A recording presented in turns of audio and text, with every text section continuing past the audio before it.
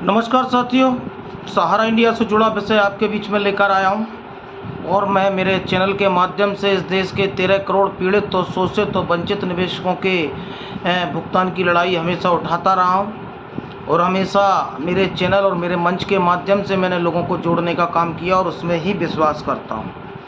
आज का जो थंबनेल है, और मैं आपको बता दूं कि सहारा इंडिया के खिलाफ लखनऊ में 29 मई के आंदोलन को जो है तोड़ने का प्रयास और आंदोलन को विफल करने का प्रयास कुछ साथी लगातार कई समय से करते आ रहे थे और ऐन वक्त पर जो है संगठन में एक वरिष्ठ पदाधिकारी जिनको संगठन की जिम्मेदारी दी गई थी, जिनको आगे आकर सभी कर्तव्यों का निर्वहन करने की जिम्मेदारी दी गई थी, लेकिन उन्होंने 29 तारीख के आंदोलन को विफल करने का पूरा प्रयास किया। आज मैं आपको बता दूं कि मैं इस तरह का वीडियो नहीं लाता, लेकिन कल एक ऑडियो वायरल हो रहा है। इस ऑडियो में हमारी जो है राष्ट्रीय अध्यक्ष पूजिता मिश्रा जी से बातचीत करते हुए दिखाया जा रहा है और उस ऑडियो को बड़ी तेज़ी से प्रसारित किया गया। उस ऑडियो में ये बताया गया कि राष्ट्रीय अभयदेव शुक्ला को राष्ट्रीय 2 लाख रुपए दिए गए, लेकिन आज वो ही पूजिता मिश्रा इस बात का खंडन करते हुए नजर आई। क्योंकि कई चीज़ें होती हैं, कई राष्ट्रीय संगठन में कई बातें होती हैं और ये ही वो पदाधिकारी थे जिनकी वजह से जो है पूजिता मिश्रा दिल्ली में रोती नज़र आई थी।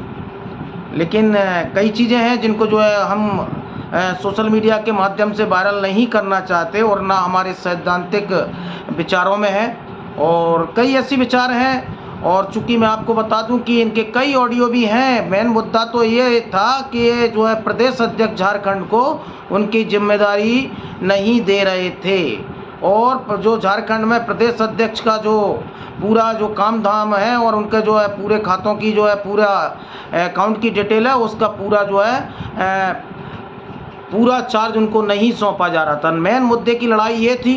तो मैं कहना चाहता हूँ ये नेताजी से कि आपने जो किया अच्छा किया, लेकिन जनता समझ रही है।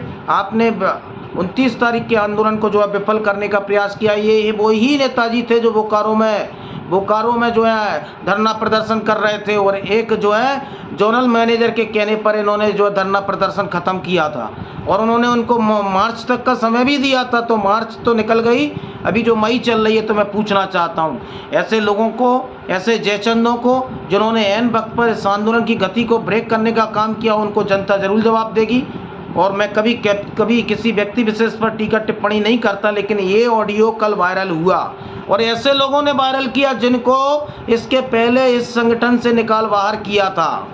ऐसे लोग जिनको संगठन से निकाल बाहर किया था, तो ऐसे लोग ही इस ऑडियो को वायरल कर रहे थे। तो इसलिए मैंने कहा मेरे पास कई ऑडियो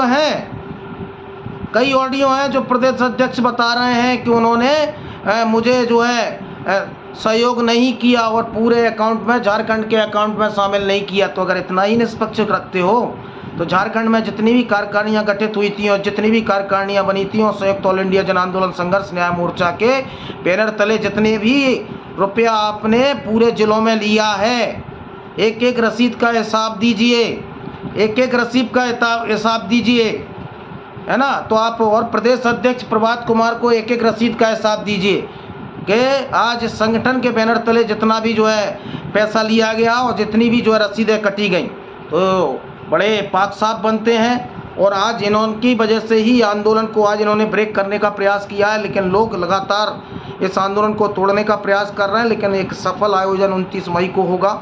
कहने को तो मेरे पास में कई चीज़ें हैं, कई गोपनीय चीज़ें हैं, लेकिन मैं सोशल मीडिया के माध्यम से मैं नहीं चाहता कि किसी पर आरोप प्रत्यारोप लगाया जाए। लेकिन कल ये ऑडियो वायरल हुआ, पूरे ग्रुपों में घूमा, इसलिए मेरे द्वारा इस चीज़ को कहा गया।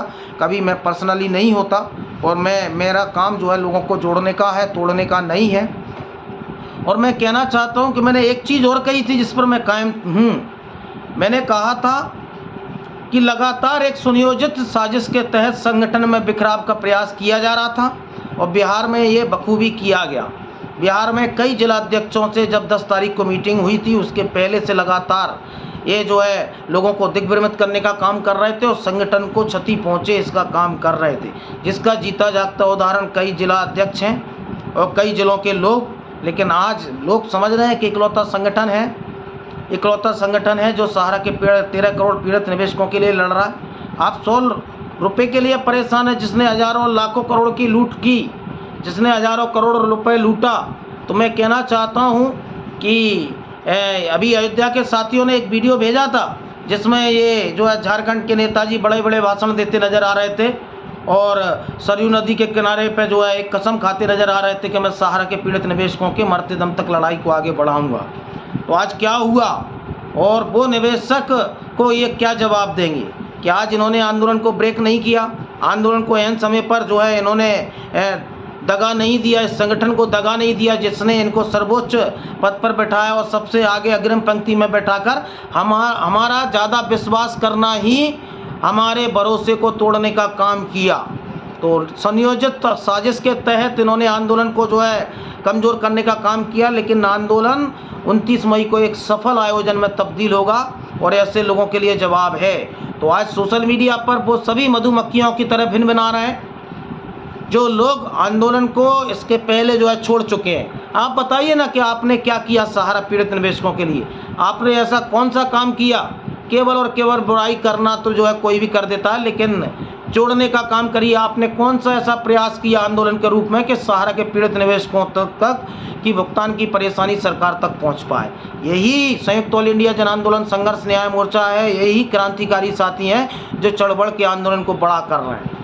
तो जागते रहें, जगाते रहें। मैं पर्सनली कभी किसी पर नहीं होता हूं, लेकिन कई ऐसे ऑडियो इनके अभी मेरे पास हैं, लेकिन मैंने अभी तक ऐसा कोई भी ऑडियो जो है सोशल मीडिया पर नहीं डाला और ना मैं डालूंगा। लेकिन ये ऑडियो इनके तरफ से ही कल डाला गया और कई लोग ऐसे लोग प्रसारित कर रहे थे जिनको संगठन से निकाल बाहर किया था। तो आज क्या मैसेज देना चाह रहे हैं? तो जागरूक बने और सच्चाई को देखें और सफल आयोजन 29 मई को लखनऊ चले। ज़्यादा से ज़्यादा लोग न्यूज़ दुनिया चैनल को लाइक एवं सब्सक्राइब करें। धन्यवाद।